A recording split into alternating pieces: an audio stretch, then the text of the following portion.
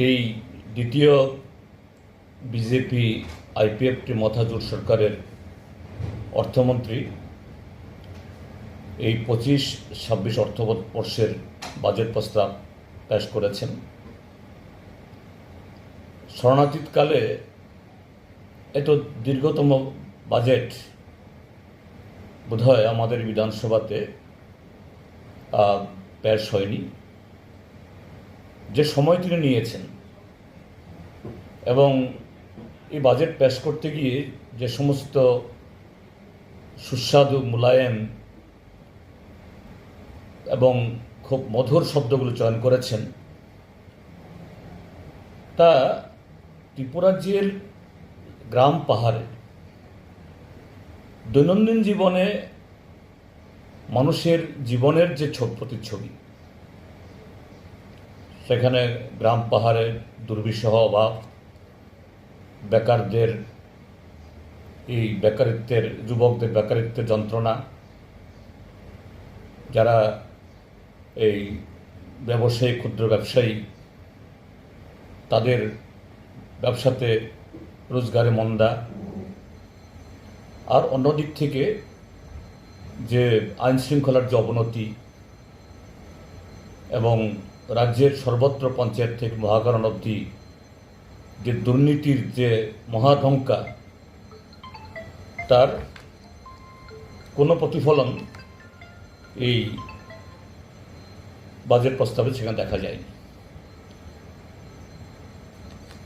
এবং যে বাজেট পেশ হয়েছে 32,423 কোটি 44 লক্ষ টাকা, অবশ্য এতে 429 কোটি 56 লক্ষ টাকার বাজেট আছে, অর্থাৎ এটা একটা ঘাটতি বাজেট। তো এই জায়গায় দাঁড়িয়ে টাকার অঙ্কটা বিশাল, কিন্তু বিগত বছরগুলোর অভিজ্ঞতায়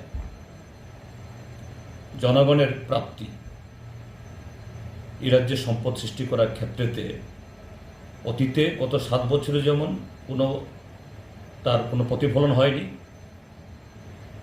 এবারও হবে না।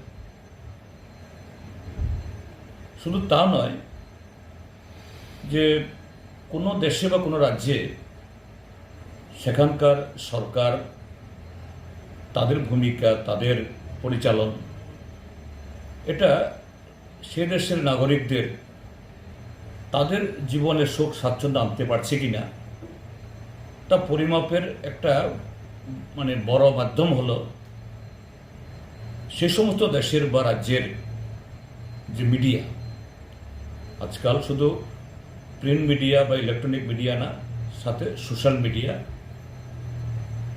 মিডিয়া আমাদের সমাজ জীবনে যুক্ত হওয়ার ফলে প্রতিটি মানুষ নানাভাবে তাদের সুখ দুঃখ এবং যন্ত্রণা, ভালোবাসা, পছন্দ অপছন্দ এটা ব্যক্ত করার সুযোগ পান। তো আজকের এই বাজেটে যে সমস্ত শব্দ চয়ন হয়েছে, সেখানে এই প্রিন্ট মিডিয়াতে প্রতিদিন যে সমস্ত হেডলাইন হচ্ছে, ইলেকট্রনিক মিডিয়াতে প্রতিনিয়ত যে সমস্ত যে এই ভিডিও ক্লিপস বা প্রতিবেদন বেশে আসছে, সোশ্যাল মিডিয়াতে মানুষ যে তার অভিব্যক্তি প্রকাশ করছেন, তারও কোনো প্রতিফলন এই দীর্ঘ প্রায় 2.25 ঘন্টার ভাষণে তার কোনো চিহ্ন নেই। যাই হোক, মাত্র বাজেট পেশ হয়েছে। আগামী সোমবার আমরা বিরোধী দল হিসাবে আমাদের বক্তব্য দিয়েই বাজেটের উপর আলোচনা শুরু হবে। সেখানে বিস্তারিতভাবে এটা আরও ভালোভাবে পরীক্ষা নিরীক্ষা করে স্টাডি করে বলবো। কিন্তু প্রাথমিকভাবে আমার ব্যক্তিগতভাবে বা আমাদের সিপিআইএমের তরফ থেকে, বামপন্থীর তরফ থেকে আমাদের প্রতিক্রিয়া হলো এটা আরেকটা জনবিরোধী, অন্তঃশ্বাস শূন্য, উদ্দেশ্যহীন এবং যে গত 60টা বছর ধরে যে ছোট্ট একটা অংশ লুটে পুটে খাচ্ছে নানাভাবে, তাদেরই আখের গোছানোর সুযোগ করে দেওয়ার জন্য এরকমভাবেই কতগুলো স্কিম সাজানো হয়েছে।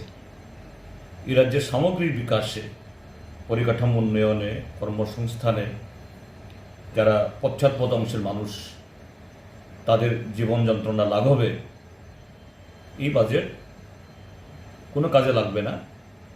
এটা আরেকটা যে ব্যর্থ বাজেটে মানে ব্যর্থ বা একটা দিশাহীন বাজেট, এটাই হলো প্রাথমিক প্রতিক্রিয়া।